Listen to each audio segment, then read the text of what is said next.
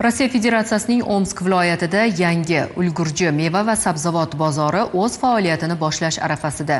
Ikki davlat rahbarlari tashabbusi bilan start berilgan loyiha haqida bizga ayni paytda Rossiya Federatsiyasida bo'lib turgan muxbirimiz Ahror Ziyodov xabar beradi. O'zbekiston Respublikasi va Rossiya Federatsiyasi prezidenti tashabbuslari bilan Rossiyaning Omsk viloyatida yangi ulgurji va meva-sabzavot bozori faoliyati yo'lga qo'yiladi. Mazkur loyiha O'zbekiston prezidentining tavsiyasi va ko'rsatmalari asosida amalga oshirilib, Farg'ona vodiysida yetishtirilgan sifatli qishloq xo'jalik mahsulotlarini to'g'ridan-to'g'ri Rossiya iste'molchilariga yetkazib berilishi imkoniyati yaratiladi.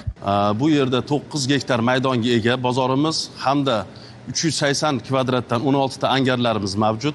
72 ta savdo do'konlarimiz hamda 450 ta avtotransport vositasini sig'dirishga imkoniyati mavjud bozorda.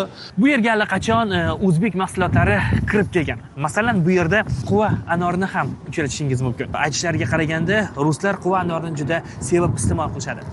Bu yerdagi mahsulotlarning hammasi O'zbekistondan, Farg'ona vodiysidan kirib kelgan mahsulotlardir.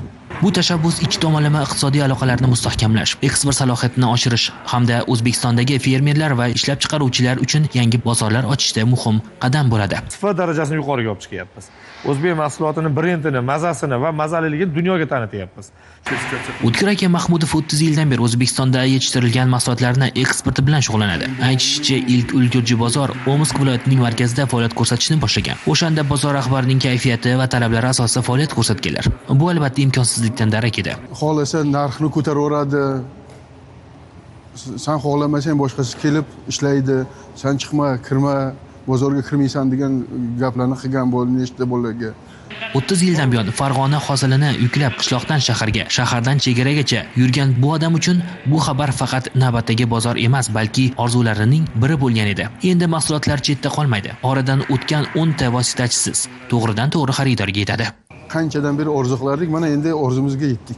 Bu yerdagi mas'ullarning ta'kidlashicha, yangi bozor faoliyati boshlanishi bilan kamida 800 nafardan ortiq O'zbekiston fuqarosi doimiy ish o'rni bilan ta'minlanadi. Ular uchun barcha shart-sharoitlar yaratiladi. Zamonaviy turar joylar, ozuqa ta'minoti, tibbiy xizmat va boshqa zarur qulayliklar bilan ta'minlash rejalashtirilgan. O'zbekistondan kelishsa, hamma hujjatlarni qilib berishadi. Bozorning o'zida hech qayerga borishmaydi. Shunaqa qulayliklari rosa ko'p. Yangi ulgurji bozor faqat mahsulot ayirboshlash joyi emas, balki insonlar uchun to'liqona hayot tarzi yaratiladigan maskanga aylanmoqda. Bu yerdagi imkoniyatlar faqat ish o'rinlari bilan cheklanib qolmaydi. 500 o'rinlik hostel tadbirkorlarimiz uchun bundan tashqari yana bepul avtoturargohlar qilinadi hamda choyxona, restoranlar tashkil qilinadi. Ma'lumotlarda aytamiz, ertaga rasmiylar ishtirokida bu bozorni rasmiy ochilish marosimi bo'lib o'tadi. Ikki mamlakat rasmiylarining memorandum imzolashlari ham ko'zda tutilgan. Bu haqida dasturlarimiz davomida xabar beramiz.